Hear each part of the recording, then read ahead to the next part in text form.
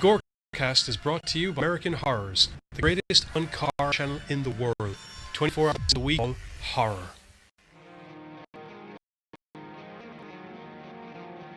As well as the decapitation with your longest running horror channel, www.withoutyourhead.com. The following program is rated TV MAL. It contains strong language and is intended only for mature audiences. Viewer discretion advised.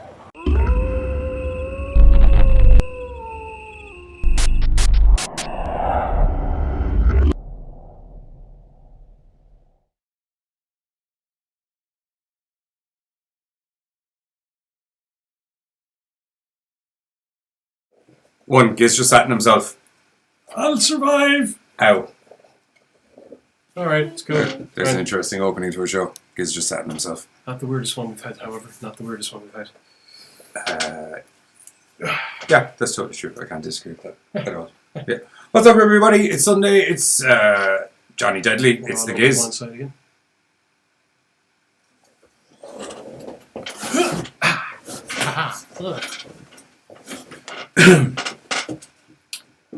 It's Sunday, and it's the GoreCast. What's going on?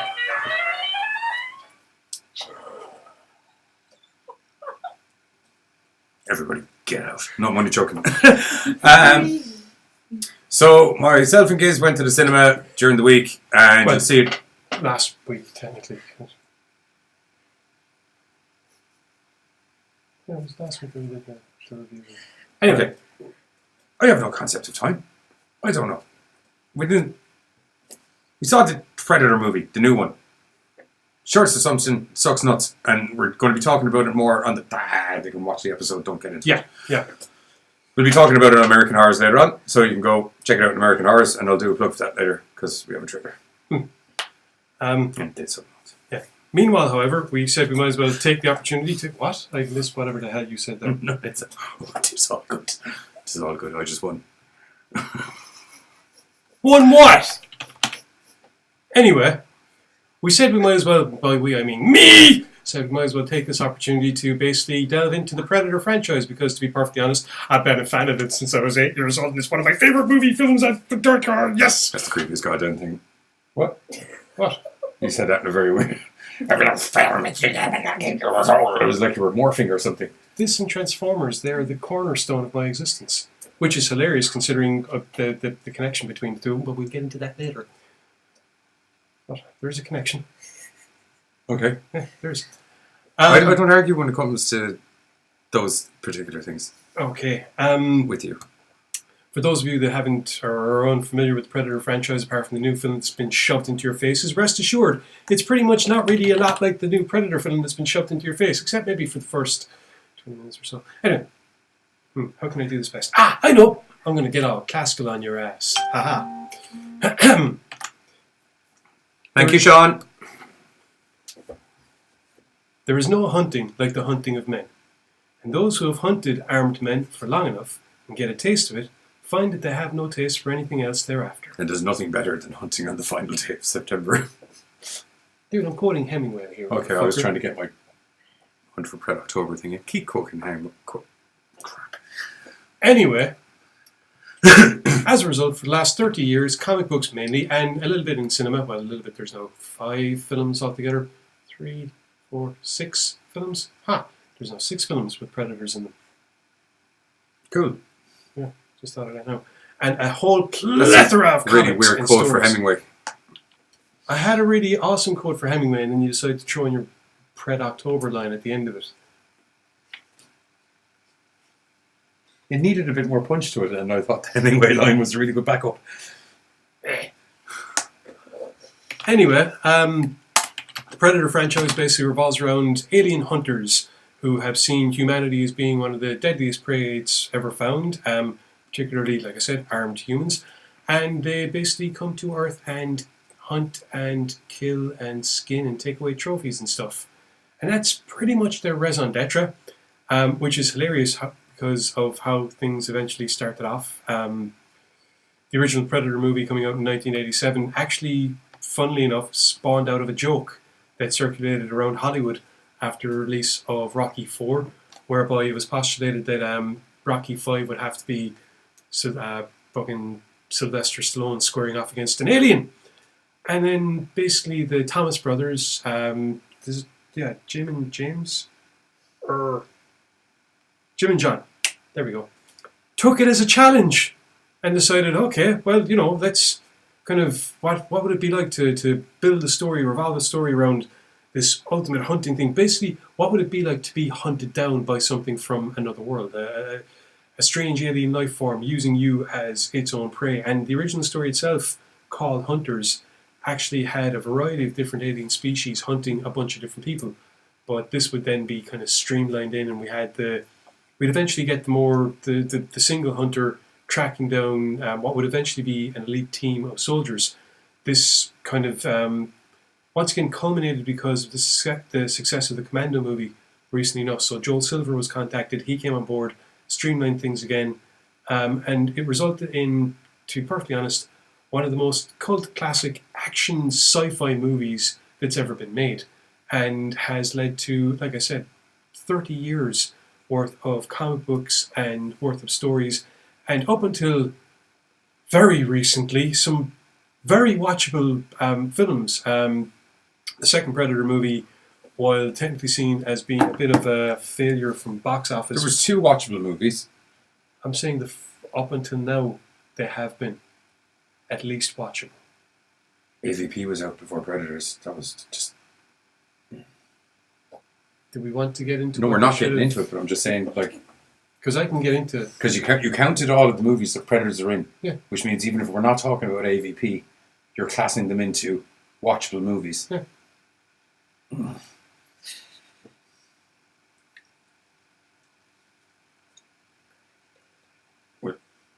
We'll agree to disagree. AVP at least stuck to the proper fucking reasoning for why the hell the Predators were there. Yeah, you do that. You do that. Would I have preferred if it was set on a desert planet in the future? Abso-fraggin-lutely, because then it would have been proper fucking storyline stuff. Actually can't talk. I know, good. Means I get more words out without being interrupted theoretically. That's not true. I know. That's why I said theoretically. I have the buttons. You have. Anyway. As I said, the Predator would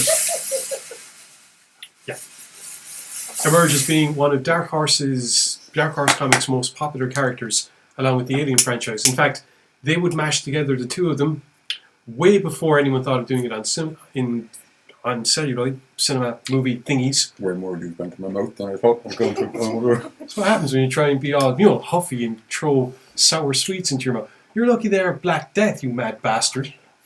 Would it peel the fucking skin off your tongue, because they are awesome, or they were before they stopped making them. Anyway. I feel like the Godfather. What are the Godfather? Oh. You come into my house disrespectful and you shove all these apple drops down my throat. Blow all this smoke up my face. I'm so glad you said face. Yeah, I know. I thought it would be better. Anyway, as I said, the Predator will quickly emerge, thanks to Dark Horse Comics, I suppose, mainly, as one of nerddom's most well-known and popular characters, alongside the Alien, mainly because of the crossover stuff, which would be kind of Easter egged in the second Predator film when, Danny Glover's character walks through the ship and there's a big alien skull. Bad blood motherfuckers. Yes, Martin. Unfortunately, until the film Predators, we didn't actually get a proper Bad Blood, but then we did. Oh, gods, did we ever get proper Bad Bloods, to a degree. Although he wasn't really eating his fellow. There's been cannibalistic dudes as well. I believe it. They seem like they're kind of up for anything, really. Well, it all depends. There's different stories you have. It's like I said before. I described the Predators properly to him, and his exact words were, so let me get this straight. They're intergalactic... What? Joel, lads. Did someone mention Predators? Hashtag 10 Gore Club points to Martin. What was it? Oh yeah, that was it. When you called them, what was it? Intergalactic redneck hunters. There's intergalactic hillbillies with shotguns, I believe.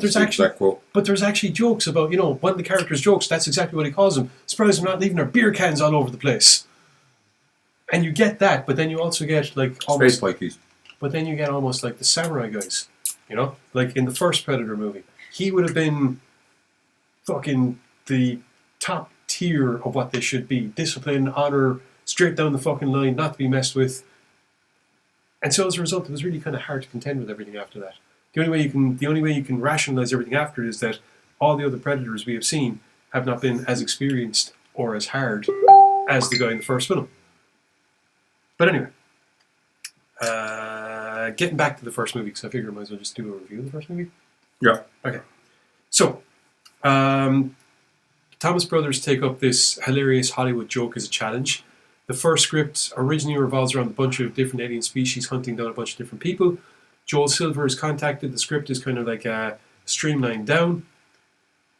And you get what is, to be perfectly honest, a masterclass in how to build a typical 80s action movie that still manages to mix in the kind of sci-fi flair that was beginning to crop up thanks to mainly James Cameron's work with Aliens, I suppose, and The Abyss, and a few other B-movie-like things that came out around the same time.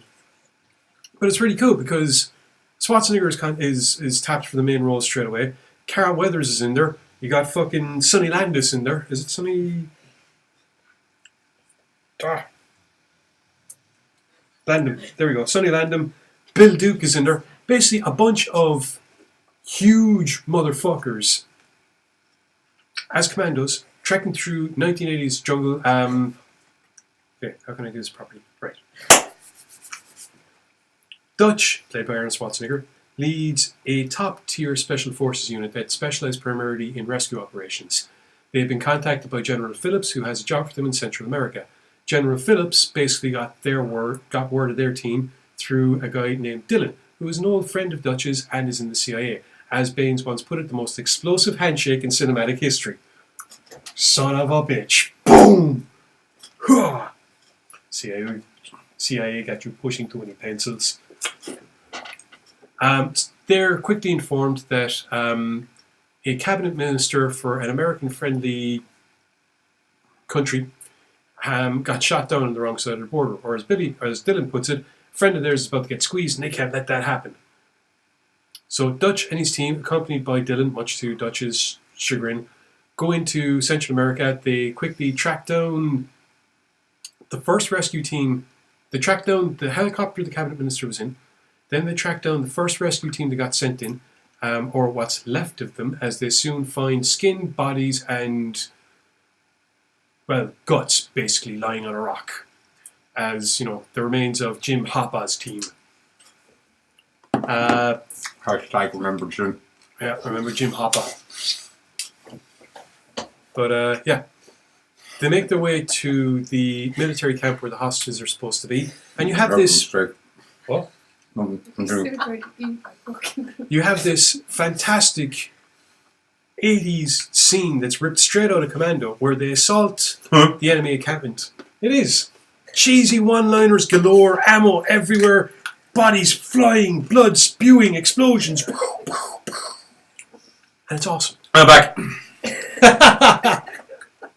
Stick around. He lifts a fucking truck. With a bomb in it. He only lifts the ass end, to be fair. Of a fucking truck. It's already in the air on pegs. He just moves forward a little bit with it. It's believable. I'm not talking about it not being believable. I'm saying it's goddamn fucking awesome. He lifts up a truck, loads with bombs, and rolls it into a house. Oh, yeah. And then BRAVO! Basically, there's about a good... Insurgents everywhere.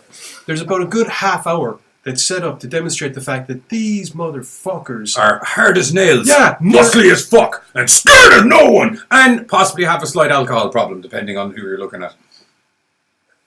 It was a hip flask, that was it. Yes, but was it? Sneaking the booze is sign one.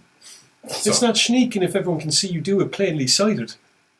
But they're also the type of guys that probably would have did that kind of, I sit in my own and I drink beer and lift fucking things until someone tells me to go. Anyway. And something. Go that truck. So anyway, as I said, the film spends the first half hour, Yeah. Jesus, man, it's nearly 40 minutes. Yeah. If you include the bit of rolling into the jungle before shit gets arseways. Anyway, 40 setting minutes. up the fact that these are all men that are not to be fucked with in any way, shape, or form. No. The explosive handshake really should have been... Yeah. You could have white little picket fence, get some sodding down. You could set up... You could build a house on there. On the handshake? On the mountains on either side of the handshake. Oh, yeah. True, More actually. so. Yeah. Over the course of the mission, Dylan manages to capture... Or, well, actually, it's Dutch knocks out Anna, who is one of the militants that they're going in for. They also quickly figure out that there is no rescue operation.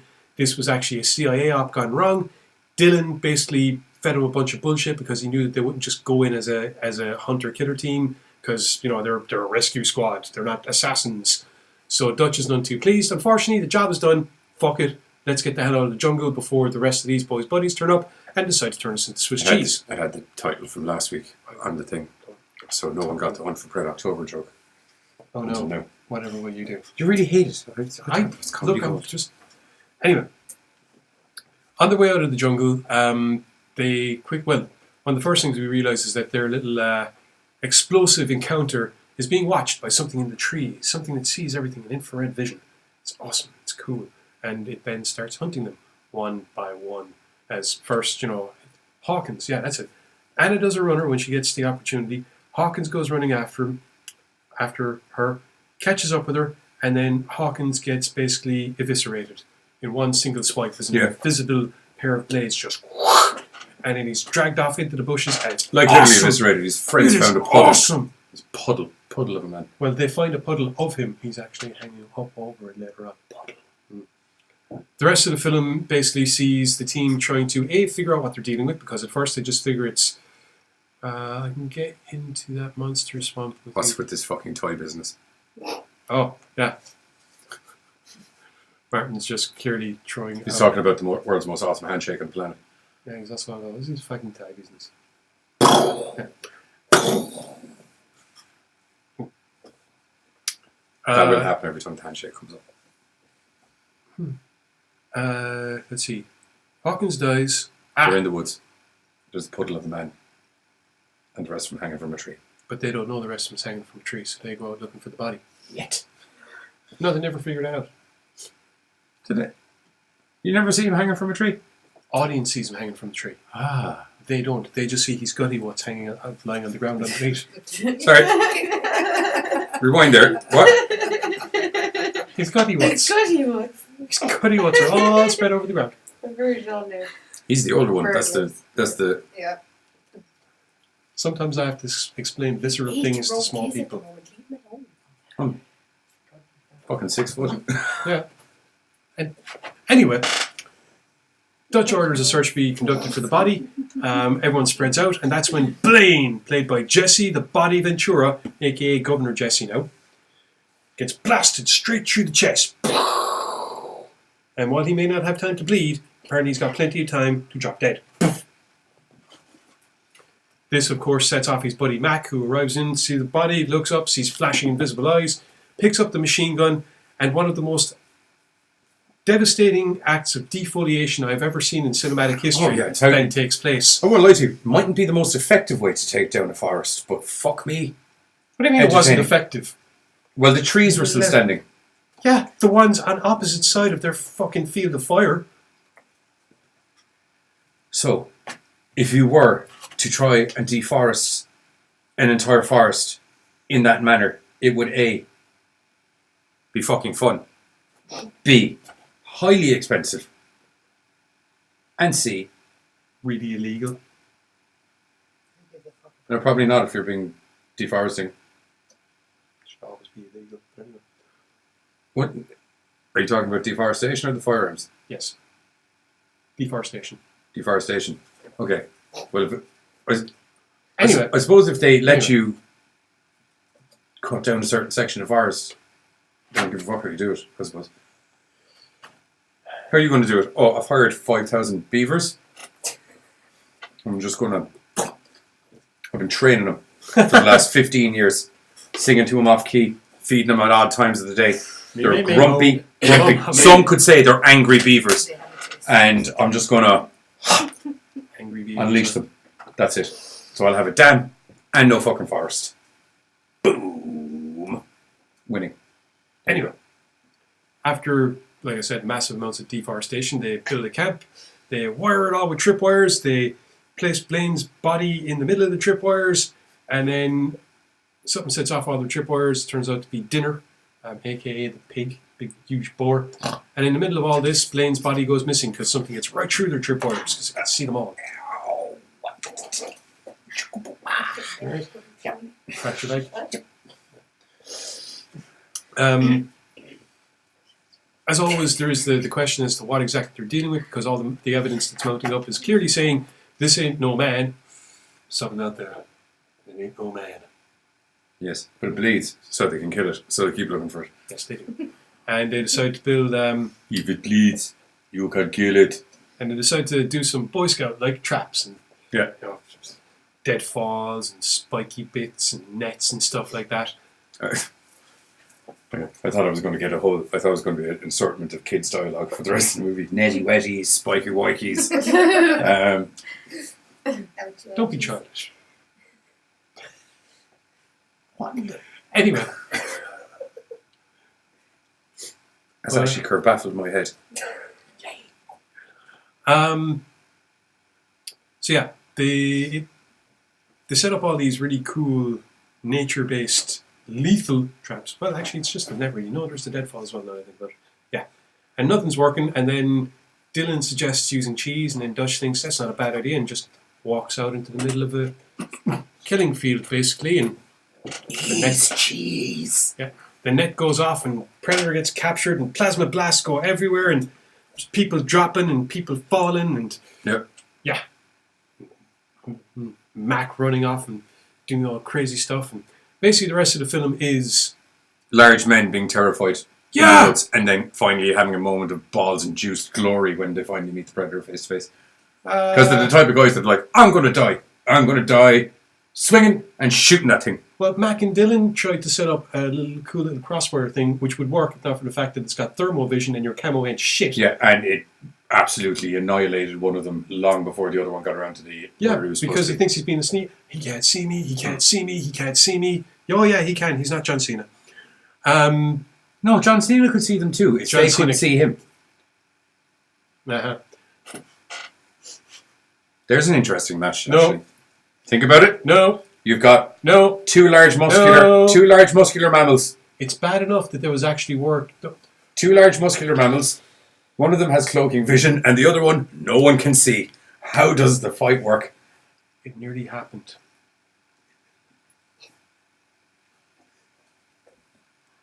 There was a script. Go on. There was a script before Predators was made. Mm-hmm. It was Was that the cusp of it? another That it was one like, base. it turns out that literally, actually, no one can see John Cena. No, but Is that the... there was going to be wrestlers in it. China was definitely in it anyway. And considering when the script was written, There's going to be wrestlers in it? Or were they trying to get the Jesse Ventura vibe? well, they already did from the, it's No, but that's what I mean. Were they trying to rekindle the Jesse Ventura possibly, vibe? but it makes a certain amount of sense considering what the Predator is. So, yeah. I'm only having one. Anyway, back to the first film. They're addictively tasty, sorry. Yeah, as I said, the majority of the film, or the rest of the film, is basically this bunch of alpha men running for their memorable mutton chop lives through the jungle, while the ultimate killing machine, Hunter, tracks them down. The only one that has a clue as to what's going on is Dutch, and that's only because he's a forest guy himself. Yeah. It's kind of like, it's hunting us, all of us. We need to work together. It's just, it is a master. I love how your irony accent, it starts off pretty, the irony is strong with you, and then drastically, when it gets to certain parts of the sentence, it's just... Fuck it, I don't care.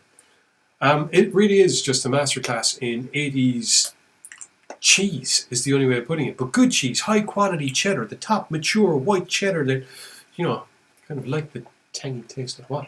To some people of culture, your description of cheddar sounds abysmal to them. That's like... Yeah, but I don't care because it's my description. You're looking for, like, a top shelf fromage. You mean like that crap with blue bits in it? Like your one that's married to Daniel Bryan. Brie. Yeah, didn't that have like fish bits in it or something? No. I thought brie was a form of fish. No, it's a form of cheese. I get worried because there's lots of different crap that goes into them. Doesn't matter. Can we get back to the film at hand? Trailer. Are you thinking of Breen? You are thinking of Breen. Yeah, that's the fish. Breen. I don't like fish either. Brie. Fromage. Breen. Fish. Cheddar, cheese, everything else, no. Actually, cheddar is also technically fromage. Yeah, I know. Good cheese. It's not any of that fancy crap. Weird Fromage business. bleu. Cheddar. Cool. P1.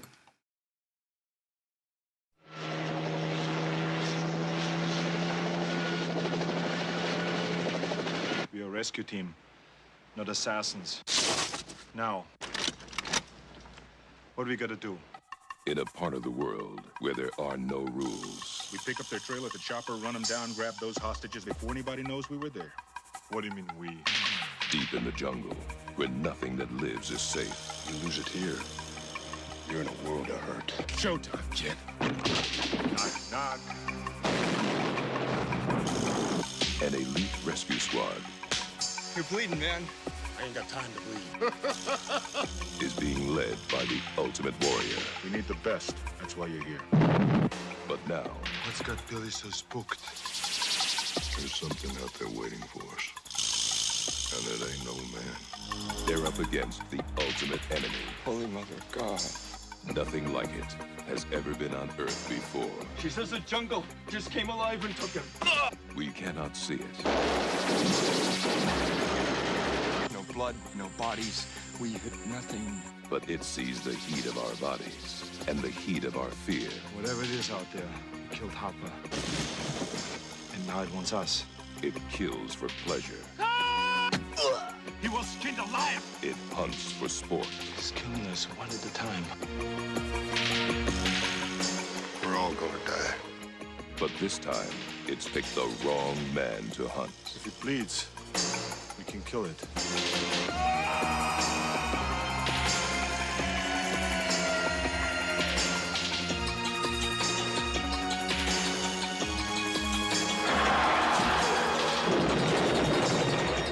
Century Fox presents Arnold Schwarzenegger. Predator. The hunt begins Friday, June 12th at theaters everywhere.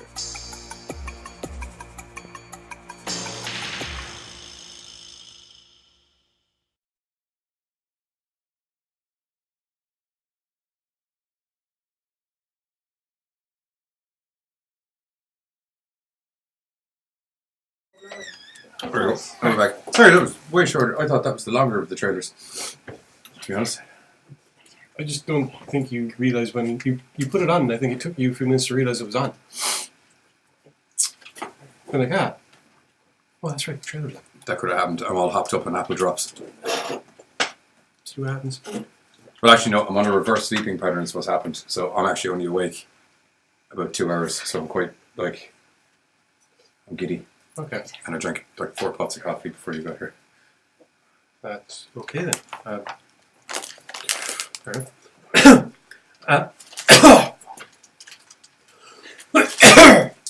No! Have you ever had a coffee? I don't like the smell of it. What? No. No, just No. you've never even. No. I'd love to get one in you. No. One off coffee. Studio audience, you can keep your minds out of the gutter. No, it's just I drink really strong coffee. I'd love to see what one would do to someone who I hasn't don't really like the smell of it. I don't like the taste of it. I'll hold your nose and just. No! Okay. Anyway. 90% of taste is smell. Okay. What? It is. Oh no, I agree with you. This is why I don't like so many food. I don't like the smell of it. Oh no, I agree with you. I was just. It's more of an experiment level than I want to try and get you on coffee in general. Martin Green said. Fun fact: Jean-Claude Van Damme was the Predator when it looked like a Power Ranger. And another fun fact, which If it wasn't Jean-Claude Van Damme, I suppose people might be like, oh, that's probably one of those Hollywood stories, but he ended up not doing the role because he wasn't allowed to do enough martial artsy. No. Yeah. It was because he kept complaining about the fact that the suit was ungainly. He was fucking dropping down, and then they completely changed the suit anyway. The suit was ungainly. He was dropping down. He also wasn't able to do any of his normal shit. More important, And he wasn't seen. There, that's the most important part. Will Smith did. Yeah, totally. Yeah, I know I'm not a big character in the movie, but you want me in the movie, and if you want me in the movie, you're going to have to make me a big character. But it wasn't just that. It was the fact that he didn't look intimidating, because Jean-Claude Van Damme is, what, my size? Yeah, well, you see, that's why it had the big neck that made it look like a predator. It looked like a big lizard monster. It didn't have a big neck. It had a long... No, It looked like a long neck. no, not really. No. Anyway, they ended up getting in... It was terrible, uh, regardless. Peter Hall, fucking... It was Savini made it, wasn't it? The original one. Kevin Peter Hall. What? No, it was Stan Winston. Sorry. Basically, they had a design. They didn't like the design. Part of the reason, I think, was Van Damme. I can't remember. They ended up changing The design looked like... Martin's right, like it actually looked like one of the Power Ranger bad guys, the original design. The original design is the... Okay. The original design pops up in the film Predators. What? Do you remember the other thing that gets dropped in? Yeah. That was the original design. Oh, okay. It was like completely different, kind of like a more like a dog face thing, big head, bow-legged. They completely changed it, and part of the reason that it ended up being the way it is was because I think it was Stan Winston was sitting next to James Cameron. And James Cameron was like, you know what I've always wanted? No, it was, Stan Winston was sitting next to James Cameron on a plane. Yeah. And he was trying to draw up a sketch for He the was new doing a Predator. And bunch of James different Cameron ones. was like, do you know what I've always wanted to see on aliens? Mandibles. Yeah.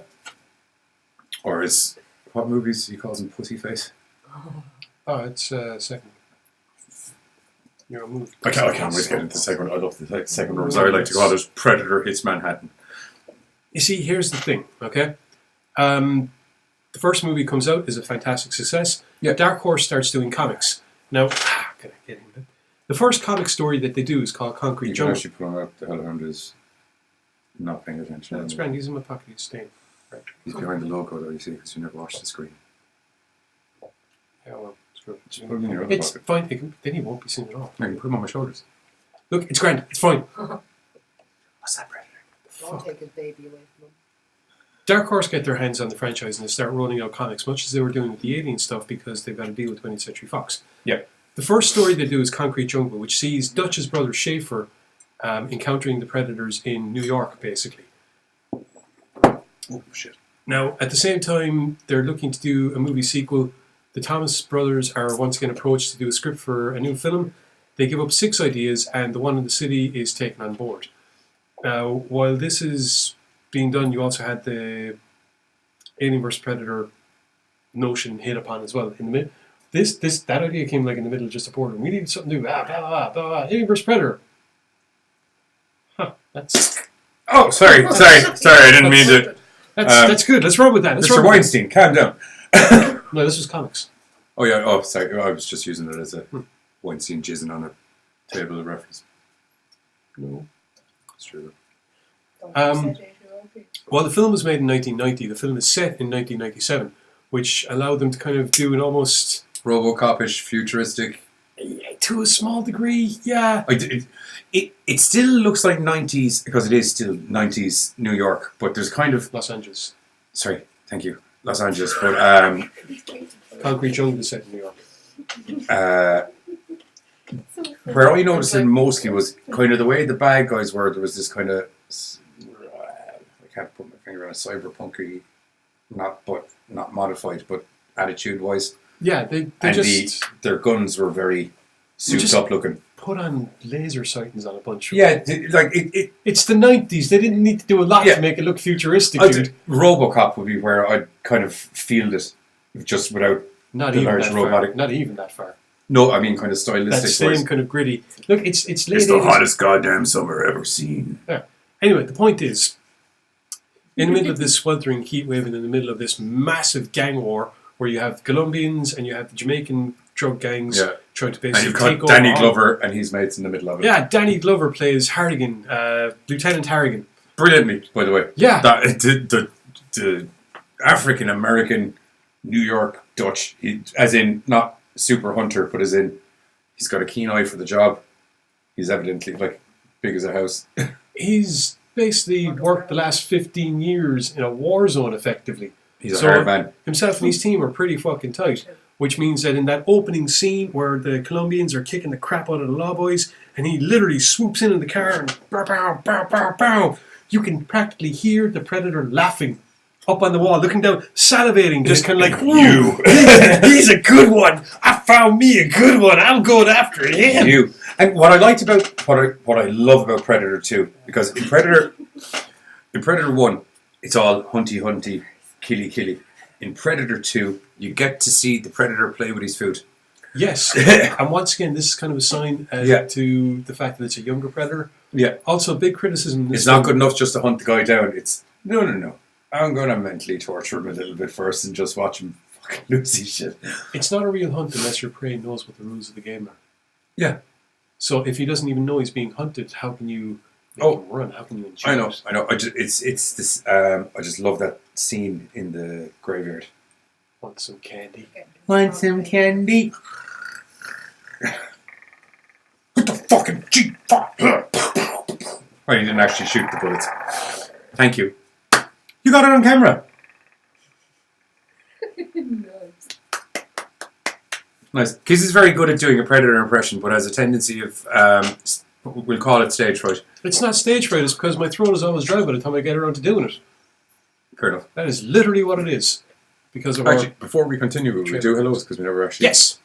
You do that, I'm going to... I'll go down the bottom. Okay. Oh, holy fuck. Kiki. Yep. What is going on, man? How are you? Jesus, haven't seen him there in ages. Tony Keane, how are you? Pammy Quinn, how are you? Greg Lynch, what's going on? Mike Rydell, how are you? Martin Green, how are you? Byrne, in the studio, how are you? More Martin Green. Kate McNeil, how are you? And April Fitzpatrick, how are you? Hey, April. There was someone else up here. Darren McKenna. Hello! That man's dedicated. He's young Dara. He's good. Okay, Predator 2. We've kind of done our overview, I suppose. Oh, that's cool.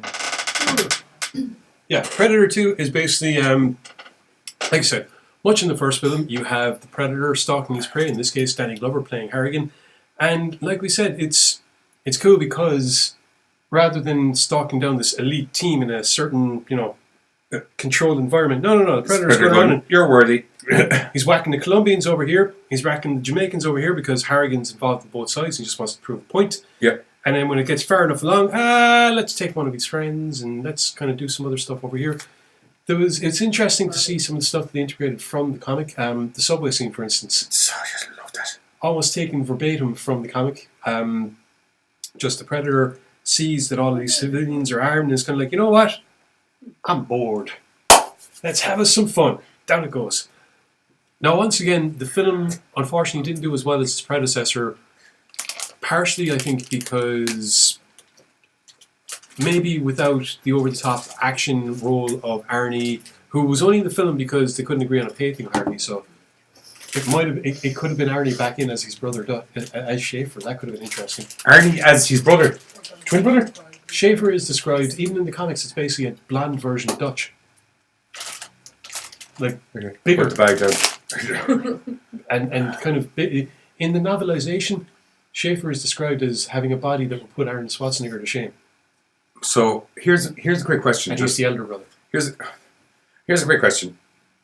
How do you get a guy like Arnold Schwarzenegger to show up in another movie in better shape than Arnold Schwarzenegger?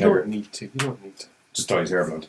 Maybe if you went that far, or there could have been a valid reason for They'd having give him a Dutch. pair of blue jeans, a red t-shirt, slap a pair of sunglasses on him. I'm here to kick ass and chew gum. And I'm all out of gum. Did I hear that film was back on the board again? Oh God, I hope so. I'd love a Duke Nukem movie, man. You talk about tits, firearms and guns, or tits, firearms, Yeah, but at guns the end and of the blood. day, hang on. they'll never be able to do a proper Duke Nukem ad because everyone will start bitching and whinging because fucking social justice wankstains won't understand the fact that it's a comedy! Yeah, but it was never a comic book. So... Doesn't matter. It does, because it means they might just be like over 18. It won't matter. It doesn't matter. At the end of the day, thanks to those social justice wankstains, you cannot actually have any decent comedy anymore without people standing up and saying, I'm offended because you spoke. I'm offended because you breathe. I'm offended because you're offended at the fact that I'd like to have a sense of fucking humour, you piss ants. Anyway, back to the film at hand. Predator 2, as I said, takes place inside in Los Angeles, where you have basically the Predator stalking down Danny Glover's character. Just to clarify for all of those people out there, just before, I do agree with you. Just to clarify, I do agree with you. Ghostbusters was a pile of scum, the remake. Why? Social justice wankstains deciding that this is what a film should be because that's what they think it should be because anything else is offensive. Oh God, you're so right. You're so right. Oh, please don't burn our studios. Or actually, you probably could. Come think of it. Yeah. I was trying to keep the level head. Nah, fucking everything you said is right. I can't disagree with it. For me to try and defuse the situation, I'm going to be Fortunately, this blatantly film... going against my moral fibre. Fortunately, this film was made at a time when you could actually do things and not have people stand up and say that they're offended at the concept of being offended. So you could have over-the-top action, you could have over-the-top violence, and you could have some fantastic one-liners, and you could have all kinds of innuendo and other stuff that's just really good fun. Really good fun. And at the end of the day, yeah, okay, it didn't do as well as the first film, and yeah, it might have had its couple of drawbacks, and well, maybe people were scratching their heads going, why did it have all this extra tech? And it's kind of, well, it's a younger Predator. Well, I think one of the like just as an overall, one of the major drawbacks was that slight bit more cheesy to a certain degree. A slight bit more cheesy than a bunch of alpha males slugging through the jungle after blowing up stuff but in the cheesiest way possible. But as you and I said about the Predator movies, we've never said that the Predator movie wasn't cheesy. It's just the right level of fromage. Whereas this was just that little bit. And I don't even find it majorly annoying. It's just that fractionally fromagey over fromagey. Fromage-ish.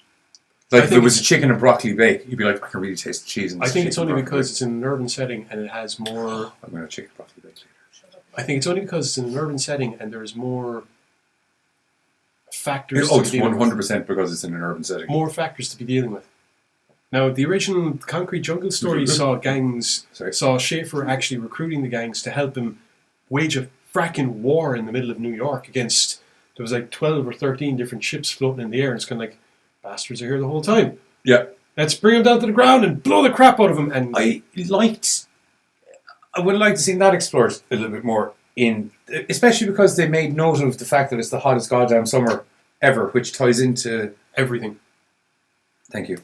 I didn't get to read all of the comics. I did do some. Yeah. I won't lie to you. I went online and watched people review them, so I've had a lot of really cool comics spoiled for me. I had a major amount of editing. Then we had a green screen an issue with our fucking green screen, which is why we're filming today and filming tomorrow. And I also had a PUBG tournament as well, which, you know, there was cash on the line, so I also died miserably. If my PUBG skills mobile were to translate into a Predator movie, I'd be Hawkins. As in, I'm good with shooting guns as long as nobody sees me with the gun. Otherwise, I'm fucked. As in, if I see you with the gun, you're fucked. But if you see me with the gun, I'm going to be like, I could run. No, keep shooting. There's a very good chance. Ah, fuck. Okay. So. Yeah, I'm Hawkins. Or if you're the new Predator movie, I'm the black guy. I can't remember his name. Nebraska. Yeah, Nebraska. I have that like suicidal streak, which is good for the team, but not good for me winning cash. Back to the film. So perhaps we should just move on to the trailer at this stage. Yeah, we can move on to the trailer. Yeah. We can move on to the trailer. Yeah, we'll move on and then we can do our kind of finally thoughts of it. What I like about when we do the older movies are I don't feel super compelled to try and give a super overall storyline because it's like you've definitely seen them. Look, I'm just doing the. We'll be a little more coherent on Predators because not everybody. I would. Oh, and No, on Predators. On the Predator, we pick it apart systematically. Giz, in the defense of Giz's fandom for the series, he tries to keep defending it throughout the episode. He fails. No, you don't. Look. It's one of our typical reviews where, as much as I hated it, I did try to find the good points within it. Which there are a lot. My whole problem with that goddamn movie is called a Predator movie. If it was another fucking alien, I'd have zero wishes. The fact that it starts up here and... No. I don't mind saying what I said because it's not in the episode. All right. But that Traitor! It's like the Michael Myers thing. It's the wrong goddamn alien. Yeah. Trailer for Predator 2. Danny Glover time. He's in town with some time to kill. I love it! And if you actually read the comic books, that ties in. It ties in so applicably. Los Angeles, 1997. It's the hottest summer on record. Pollution is choking the city. The gangs control the streets. It has not been a nice day! As bad as things are, they're about to get worse. Much worse.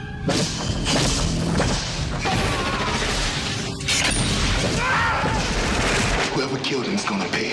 I'm gonna finish it. It has almost no weight. But it cuts like steel. Incredible.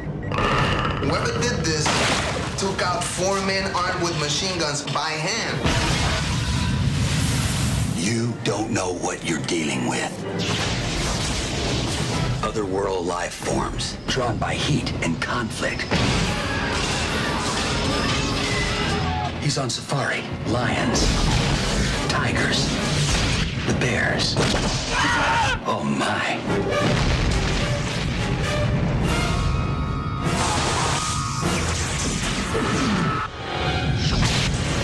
Danny Glover, Gary Busey, Ruben Blades, Maria Conchita Alonso, Bill Paxton. Predator 2. He's in town with a few days to kill this Thanksgiving.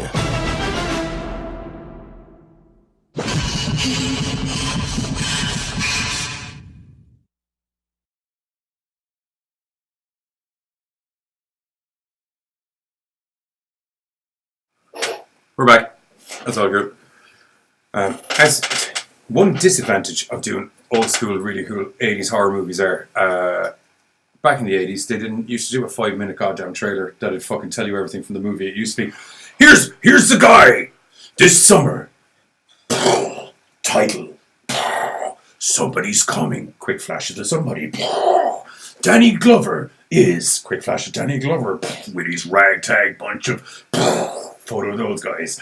Some stuff happens. Hottest summer ever. Spaceships are there. Cheesy tagline. Yeah, cheesy tagline.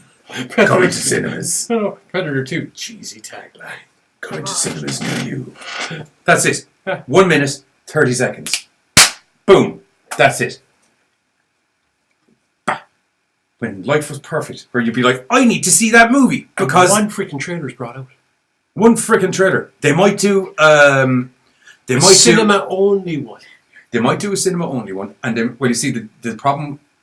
The reason that has happened, I didn't think we'd get into this. This is going to be relative. The reason that has happened now is because of the internet. So the ability to just do a cinema only trailer anymore is gone, because if you do the cinema only trailer, some guy will come in with his phone, video that cinema only trailer, and put it on YouTube, which means that which is why we get copyright fucked up the ass on a regular basis. On the podcast, on the TV show, we're legal as fuck. Hashtag disclaimer, on the TV show, we're legal as fuck. But because of that, the movie companies were like, well, we might as well just do these out online and make the money off them as well, because people seem to like them. And then they were like, people seem to like them so much, we'll do 3 goddamn trailers. So that out of an hour, 20 minutes.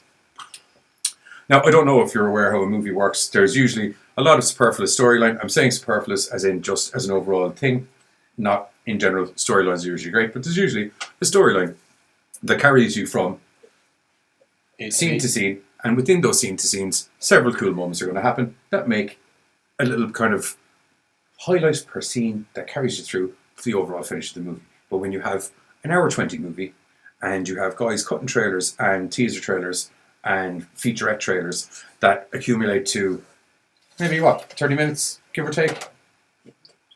If they do a featurette trailer, at least a good solid 15 minutes of just trailers and teasers. And within those trailers and teasers, there's always all the good shit, which means no point in seeing the film. No point in seeing the film. Because unless it's a very badly put together film, if you see all the good shit, you should be able to kind of figure out. The Liam Neeson ones where they gave away the ending. or fucking Terminator.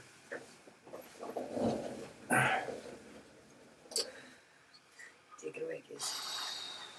No, not doing this. No, we're just going to move on to the next one. No. Do it. No. No. Terminator Salvation. No, Genesis. Genesis, sorry. Terminator. Terminator Genesis. Anyway. So, Predator 2 works as a fantastic sequel, in our opinion, because it does kind of progress the storyline to the degree that you see other Predators, you see a ship, you see the fact that they go hunting in other worlds, and you see the Predator going up against someone that doesn't look like they could probably bench press a car, but is still a very believable alpha male kind of prey. Yeah, and it's also super interesting as well because in Predator, you've got Predator versus humans in the jungle. Only one of them is a hunter, and you can tell the Predator is a hunter, and jungly kind of environment where hunters kind of do their thing.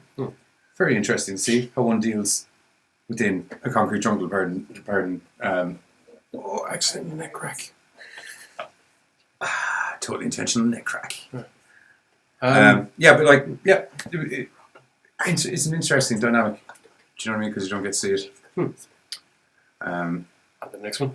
On to the next one. Oh, before we go on to the next one, I know we're only back a couple of seconds, but this is how we're going to have to space things out. So, as you might have heard myself and Giz mentioned throughout the show today, we're on American Horrors later on tonight, 8:30 p.m. CST.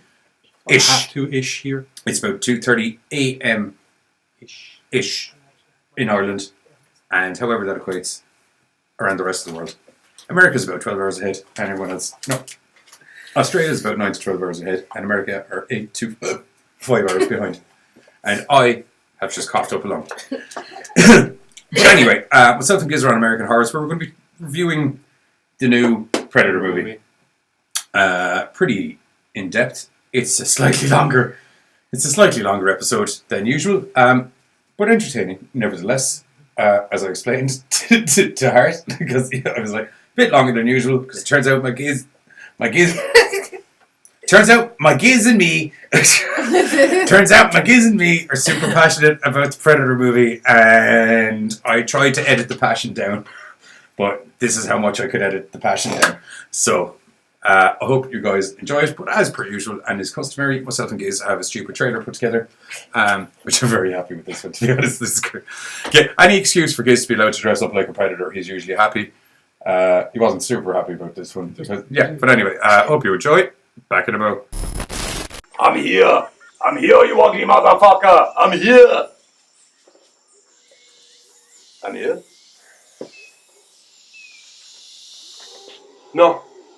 No, not doing it. No, not gonna happen. I don't know how did you push down a green screen set?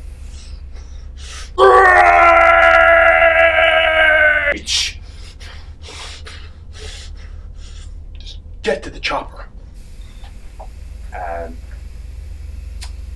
We saw the new Predator movie, and it was a bit of a and we had a cool promo we were going to do, honestly, and Angry Giz doesn't seem like he wants to do it.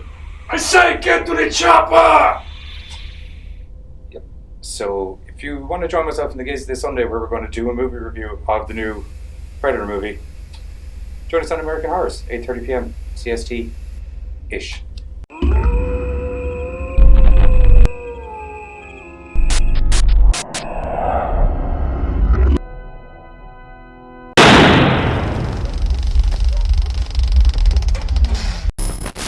I'm here. And we're back. Yeah, so make sure to go over to American Horrors, 2:30 p.m. or 2:30 a.m. GMT and 8:30 p.m. CST-ish to check out the episode. And if you don't have American Horrors on your Roku lineup already, use channel code AMHOR to add it to your Roku. Thank you. Lineup. And if you're in Europe where there ain't no Rokus, www.americanhorrors.com, where those lovely motherfuckers have the channel streaming for freeze all the time. Oh, cool. Okay. Predators. Oh my good God. One of the newer and best additions to the Predator franchise, because if ever a film was created that summed up the word homage, it is this movie. Every single thing about it is basically, to a degree, a remake of the first movie, yet so fucking different as to be its own complete fucking film. The soundtrack is basically a heavy version of the... I'm not going to lie. That opening, the Predator... I was just going to say also, the best opening. As movies go with, how do I grab an audience from the get-go? We'll grab Adrian Brody. Welcome out of a plane. Well, I was actually just going on the theme song, Predator theme. It's got a heavy riff in this, and I'm not kidding. It's kind of it's always how I heard it in my head anyway. And then I actually heard it on screen. It's like everyone else hears it like this, yes? And it was like, yeah. Adrian Brody out of a plane. Oh yeah, the film starts off with Adrian Brody in free fall. In free fall. It could be because I'm playing PUBG so much, because that's how you actually start all the games in PUBG. Is just getting fucked out of a plane. You land on an island, battle royale style. Oh, lovely. Yeah, that's literally what it is. It's like 100 people land on an island, weaponry everywhere. Last team survives. That's it. You just get fucked out of a plane. So I was like, I'm liking this, because it's just like, fuck! It's great. So epic landing as well. His parachute opens tree swing detached. Poof. His parachute opens like 200 or 300 feet above the tree line. So most of his slow descent is actually that. So he lands, and not long after it, Danny Trejo lands. Chichilo, the Mexican. No, Danny Trejo embeds. Danny Trejo doesn't land. Danny Trejo embeds. Got the tamale, motherfucker! And just as he's about to start shooting, another body falls without a parachute opening, and just goes. And he's just crumpled. And it's like the two lads are looking up, kind of going, "There you go, that's gonna fall." Well, his arms are like this, understandably, but facing the opposite direction. Understandably. Yep. So while the two boys are pondering this, a minigun opens up on them. They run for the tree line. Adrian Brody's character gets there much quicker than Danny Trejo's. Understandably. Spots it as a single shooter, makes his way around, and we see Nikolai is the machine gunner and quickly introduced. They soon meet Isabella, the sniper, who's also trying to figure out where the fuck they are. Who runs through the jungle with the greatest of ease, like a little gazelle, where the whole fall. Yeah, bar that. Yeah. They then meet up with Stans and Mubasa, who are in the middle of a death match because Stans is a death row inmate, and the first thing he did was attack the black guy. Pause. What's he mean by that? Mean by what? I still stand by my theory that those bad bloods in Predators are Xeno-Zip junkies. Okay. Xeno-Zip is a drug that was created in the Aliens comic books, right? Whereby basically using endorphins, pheromones, something siphoned off a xenomorph, a bug. Oh, Jesus Christ. Okay. Is used as a steroid. Oh. You see athletes using it. You see a racer using it, beating everyone in the race, but doesn't stop running, straight into a wall. Through the wall? No. More like the wall through him, I guess. He's running that fast. Oh, did he just go splat? He goes splat. I love that. In the comic? Yeah. Okay, that's amazing. In one of the Alien comics, I think it's like that reminds me of do you remember those movies with Jason Statham, Crank? Yeah. just reminds me of Chelios! Yeah, do you remember he got the adrenaline shot? And an answer, just like bang! Oh! But in answer, no. Dude, I don't think they're zip junkies because they're not moving real fast. They're just big motherfuckers. Yeah.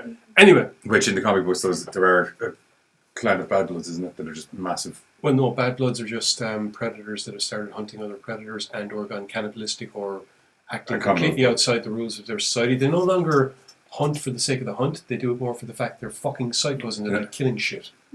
They don't care about rules. They've lost the civility of hunting. Precisely. Of which there's none. Just to clarify. Well, no, sorry. I tell you what. The hunting that goes on here is bullshit. Human hunting is bullshit. It's not fair. As in, when humans go out and use a gun? As in, when humans mount up on the back of... Oh, Jesus Christ. This has been way more politically... hang on.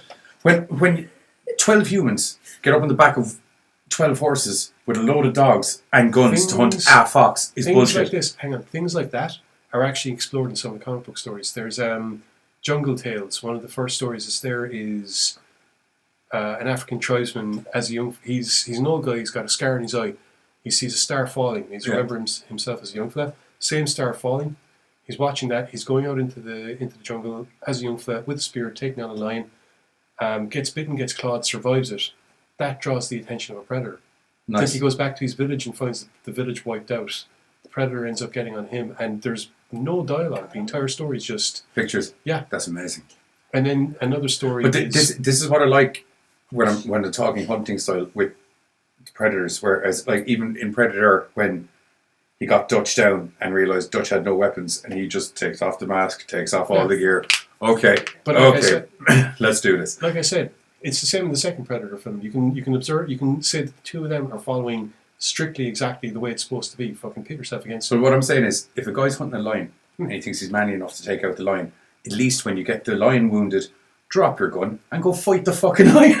Which is why you'd appreciate the next story in the Jungle Tales thing, because it starts off with a guy, a big game hunter, and he's fucking showing off. His wife was like, "Oh yeah, he must definitely be the leader of the herd of pride." It's like Brock Lesnar. It's why I'd agree with Brock Lesnar hunting, because actually he'd probably do it with his bare freaking hands. The man wrestled a bear, and to be honest, shooting the thing in the face is probably the more humane thing to do. So I get when you have that ability, I can get that. It's like, we'll give him a gun, because eventually he's going to have that bear twisted into so many directions that he will. He lives in Saskatchewan in Canada. Nobody lives in Saskatchewan in Canada. There's 20 miles between houses, and within those 20 miles there's just snow, fucking trees and bears. And he moved up there so he can just be left on his fucking own, and if a bear comes in his back garden, he'll physically just fucking pick it up and fuck it out. Sorry? Predators, continue on. All I was going to say about that jungle story, the big game hunter, after his fucking mouthy shit, just is about to take a shot, plasma caster through the chest. Oh, I love that. Fair game. Yeah. Oh, if you want to go shooty, exactly. I can go shooty too. Now, back to the film. Let's see. I wasn't expecting that rank to come. Adrian Brody, Isabel, Nikolai, Danny Trio, Stans, played by Walter Goggins, you fucking mad bastard, Mombasa, and then they soon find Edward hanging from a tree. Edward is Foreman from that 70s show. Fair dues though, he actually did a lot of his own stunts. So, fair play. You were shit as Venom. Never fucking happened, motherfucker. Anyway. Where was I going? Yeah. They start making their way through the jungle. They realise that they don't really recognise where they are. After a while, they realise they're in a spot of bother because the sun hasn't fucking moved since they started. When Isabel makes a homemade compass, it's going fucking loop-de-loop. Yep. They also look at the sky and there's way more stuff up there than there should be. That's later on. They soon find a bunch of crates which they were dropped in just like us, and as Moasa says, not like us, because there's critters all over them, blah, blah. Shortly after that, they realise, crates with the ammo and... No, the crates with insects. Oh, yes. Soon after, they see something that makes them realise that getting to higher ground may not be such a valid tactic, considering they are now looking at 3 other planets in close orbit to them. I believe Adrian Brody's exact line is, "I don't think a plane is going to solve our problem." Yeah, we're going to need a new plan. I love Walter Goggins because he's looking up and it's brilliant. He's just looking up going... I've been locked up for a long time. So... Well, they were coming up with all these theories earlier, drug experiments, military experiments. Are they dead? I have to say, Walter Goggins is fucking... He's always great as a fucking looped out crazy fucker. Oh man, but he's so good in this. He's brilliant as Shane in The Shield. Yeah. He's awesome. But no, he always plays that kind of. He's got the twitch or something. I can't put my finger on it. Anyway, the lads soon figured that they're being hunted, rounded up. The dogs, that's it. Yeah, they meet some dogs with The spiky white. The hounds come in, they're flushed out, they realise they're being hunted. Then they realise Danny Trejo is missing. Yeah, terrible thing. Which, if you haven't seen Danny Trejo, hard to make that guy go missing. Yeah. And if he does go missing, you think you'd notice it quicker than they did. Because, Hey, where did that... we were in shadow there a minute ago, and where's Danny? So they soon realise they're being hunted and they're being taken out one by one. They decide to try and fight back. So they set up a bit of an ambush. They finally come up with something for the doc to do, which is basically running bait. So there's this cool scene where he's running through the jungle and he's like, I hate this, I hate this, I hate this. If you're going to have a good hunting pack, one of the best things to do is find everybody a role that they're good at. And being human bait that can run fast as fuck. Me and Billy, when playing the Alien vs Predator game online, I would run around like a mad bastard shooting people, getting them pissed off. They'd run after me and Billy'd snipe them because he's a camping prick.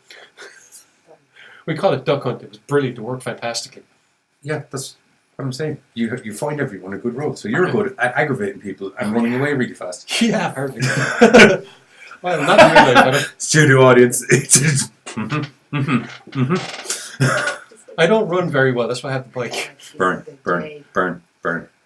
Anyway, they have this great plan to try and figure out what's hunting them.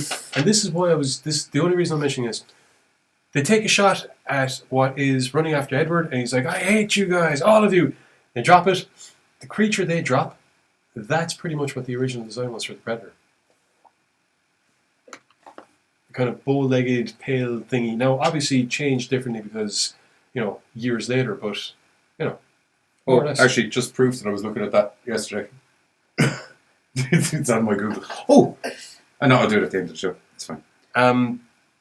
Anyway, they also realised that Isabella, their sniper, missed the shot, and that's when Nolan reveals himself, played by Lawrence Fishburne. Nolan is a crazy-ass motherfucker that's been living on the planet so long that he has multiple personalities or imaginary friends, however you want to call it, and he also basically rocked a bunch of Predator gear, like the helmet, the cloaking device, and he's got this really cool gun and a few other bits and pieces, and he's been hiding out, and he brings into his... big long neck. That's the original Predator suit with Van Damme.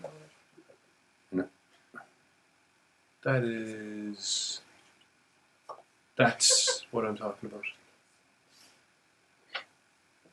That wasn't. That's the first one with Van Damme in the suit. Because there's also, if I go back here, that's where it's the foam suit that they were using to do the green screen effects on. Right. Anyway, they meet up with Nolan. Nolan tells them that there's this whole fucking hunting thing going on. They've encountered... Yeah, before they meet up with Nolan, they track the dogs back to the camp. Mombasa gets killed when Adrian Brody leaves them all out for bait. They see a normal Predator crucified. Isabella freaks out a little bit because she recognizes it. Tells them the story about Dutch's team after they escaped that horrible ambush that they've just walked into. Then they meet up with Nolan. Nolan explains there's two types. There's the big ones and the little ones. Big ones hunt the little ones. Big ones hunt fucking everything. They drop shit in. Yeah. It's insane. Your best key is to survive. And then he goes along and proves he's a horrible bastard. Rat's mother. No, he fucking tries to whack them so they can take all their gear. And then Adrian Brody comes up with a brilliant plan, calls in the cavalry, creates a big heat bloom by blowing out a wall, which attracts the attention of the other Predators. And yeah, I'm not going to... This film, like I said, does a fantastic job of homaging the original movie with lots of scenes that parallel scenes from the original film. Yeah. The soundtrack is on point. It even brings in stuff... Great. It even brings in stuff from Lawrence Aliens. Fishburne's the fucking man. Yeah. Actorial-wise, he's a dick in the actual... Yeah. It even brings in stuff from Aliens because the Calling of Predators was a nod to the Aliens movie. Yeah. There's musical... And AVP were before this as well, so it was out there. There's musical cues that link into Aliens. The atmosphere when they get to Nolan's hideout. Once again, it gives you exactly what the original film gave you. This sense of a bunch of really tough motherfuckers being hunted by the ultimate killing machines. Because you had what? Danny Trejo's like in the cartel. Yeah. Because that's what Danny Trejo does. Yeah, you got the Danny Yakuza dude. Yeah, you got Hanzo from the Yakuza who does the scene for all those Predator appreciates Hanzo. For all those that wondered what may have happened between Billy and the Predator in that original infamous scene, this time we get it played out really fucking well. And it's he actually knows Kendo and a fight for glory.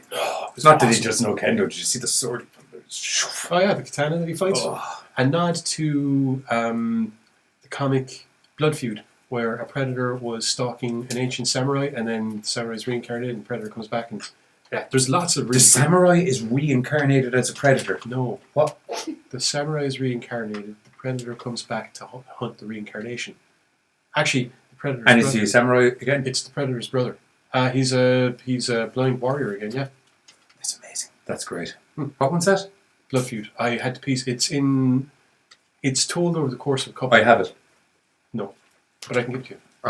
I had to piece it together because it's in separate parts over the course of a couple of different comics. There was one or two others. You have another one that I pieced together, Blood on Two Witch Mesa, which takes place after Big Game, and is turns out that predators hit the mesa before, and Nakai's great-great-grandfather ran into one of them. So nice. He didn't get whacked. The dumbass fucking white boys that were around all got whacked. Yeah, well, that's what happens. Yeah. Well, they were stupid. So, Yes. As I said, it was a film that, to be perfectly honest, as a major Predator fan, I waited years to see. It made me sit down and go, yes, this is exactly the way it's supposed to be, woohoo! And made me very excited for where the series could go from there. Because the way the film ends, the idea of having a situation where it's not the predators seeking out their prey, but prey being in an environment specifically tailor-made for the predators, that allows for so much diversity in films moving forward, which unfortunately they decided not to go with. Because to be fair, this script was originally written in 1994 by Robert Rodriguez, and years later they decided, you know what, that's a cool idea, we're going to go back and we're going to do this.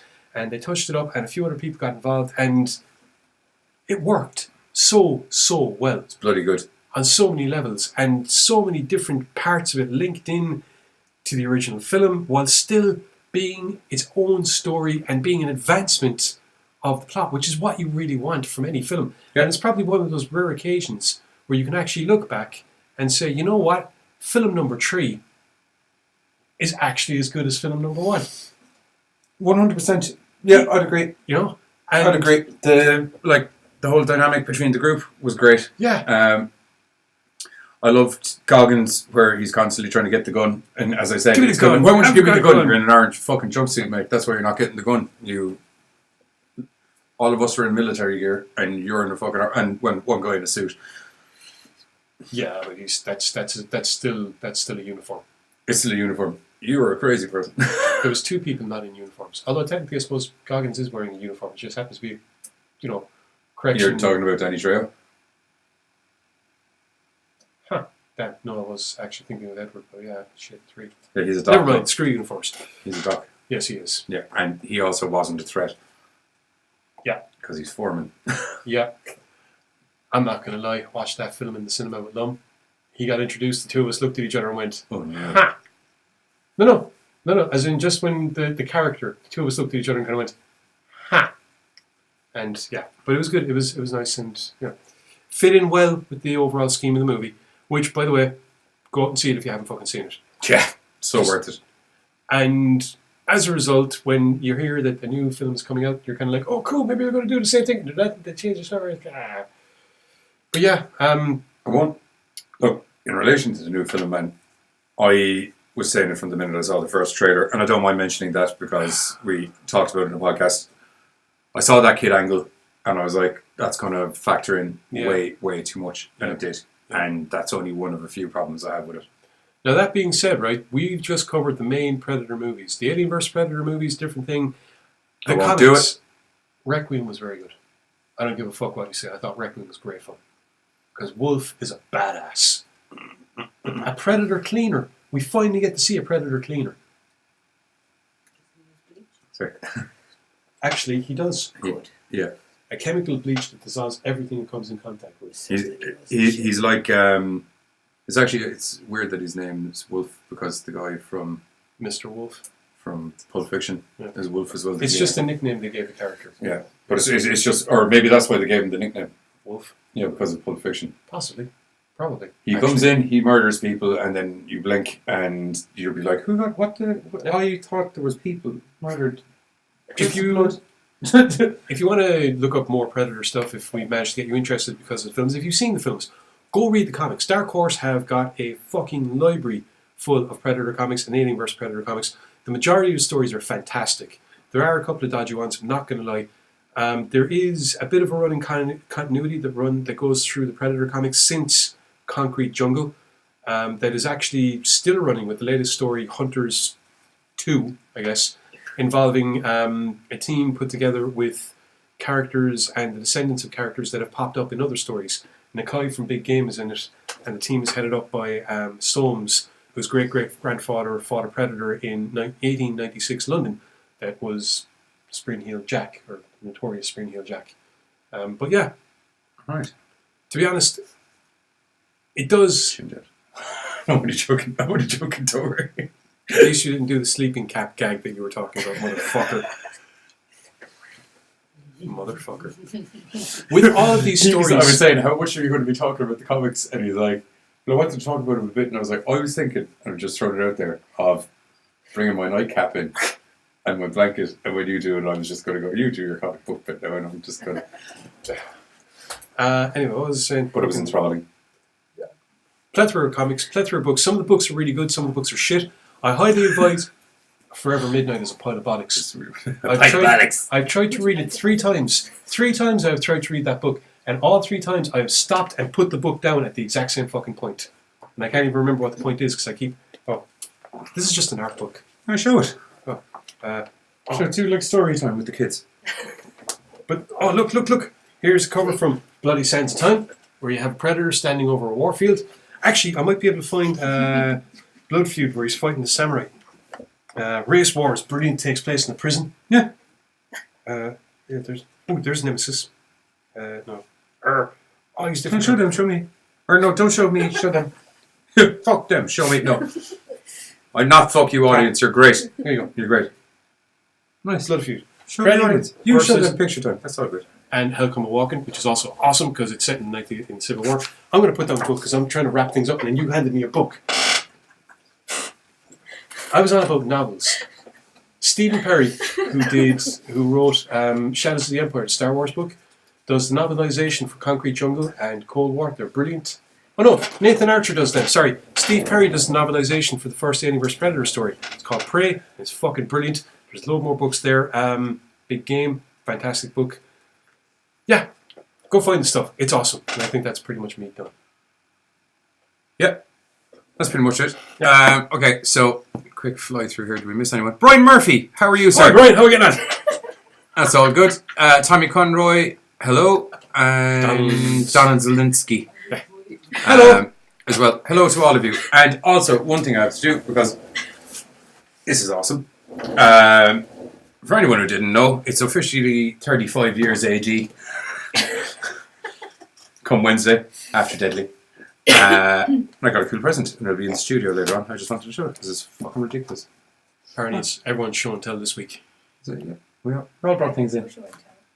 We all brought things in. See, I got my Predator. It's like we're on a game show. I've got a battery. It's like we're on a game show.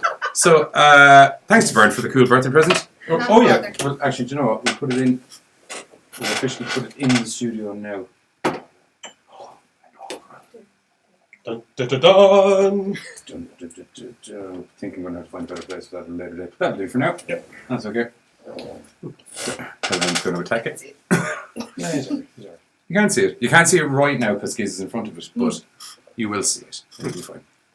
You can see it right there behind me. Cool. I think that's everything. Yeah. Okay, cool. So remember, American Horrors after this in about 2 hours. You get to see our review of the latest addition to the Predator franchise. Have yourself a Predator night. Yeah, I know. I've been doing it for the last week and a half. Me too. Okay, well, from myself and Giz, I guess that is GoreCast out. Do your pointy finger thing. Hooah!